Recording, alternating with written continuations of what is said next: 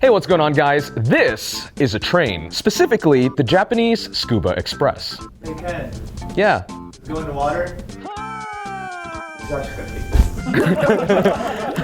Last year, one of these trains made international news when they issued an apology for something extremely nefarious: leaving a station 20 seconds early. And this was a big deal. So how is being early a bad thing? Because Japan. But it's also not entirely surprising because the country as a whole is quite known for its punctuality. Even just a minute is considered late by Japanese standards. With 127 million people living in Japan and just short of half of them living in both Greater Tokyo and Greater Osaka alone, urban commuting is a huge part of daily life. As cities get denser and denser, parts of the population start to live farther and farther away, increasing demand for rail transit. It's hardly surprising that trains countrywide average about 16 million rides a day, or 6 billion rides a year. But despite numbers like that, somehow the trains are generally never late. Now think about what this actually means. For the locals, they have a really consistent daily commute. And for us travelers, rail transit is one of the easiest, affordable, and most reliable modes of transportation to commute between parts of the city. How often do you go to the city? I think this is my 14th time in 2 years. I kind of lost track. The fact that you can open up Google Maps, check specific routes, and get exactly where you need to be with down-to-the-minute accuracy is genuinely mind-boggling, especially as a native New Yorker. Yeah, what about the MTA? The MTA.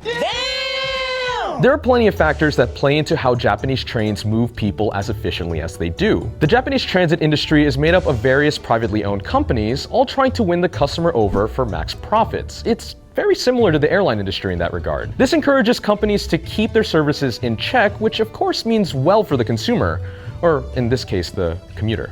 So if I don't like company A, I can ride company B?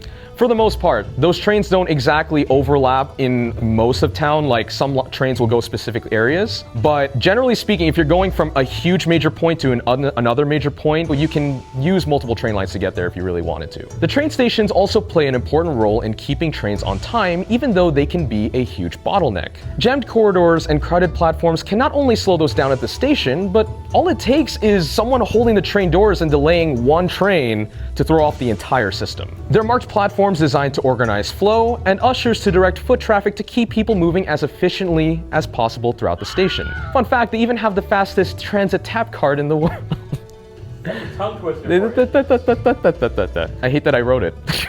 Take Shinjuku Station, for example. It services an average 3.5 million people a day across 10 platforms, 20 tracks operated between multiple train companies, and 12 station gates that lead out to over 200 access points from the surrounding streets and buildings. It's crazy. Shinjuku Station is the busiest train station in the world, and a handful of other ones in Tokyo are not that far behind. But despite that, even at their worst times like peak rush hour, they continue to run without breaking a sweat.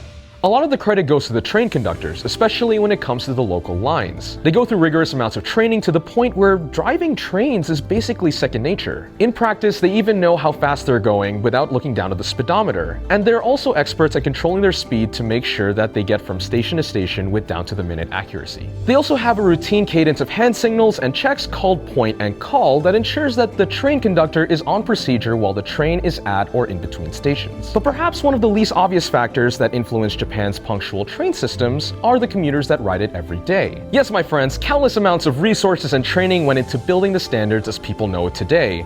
But now that it's basically ingrained into culture, it's both a blessing and a curse. Anyway guys, thanks for watching this episode of This Is. If you enjoyed it, be sure to subscribe and like the video. Every like that we get is another minute Matt gets to see the sunshine. Sun. I just wanted to let me out!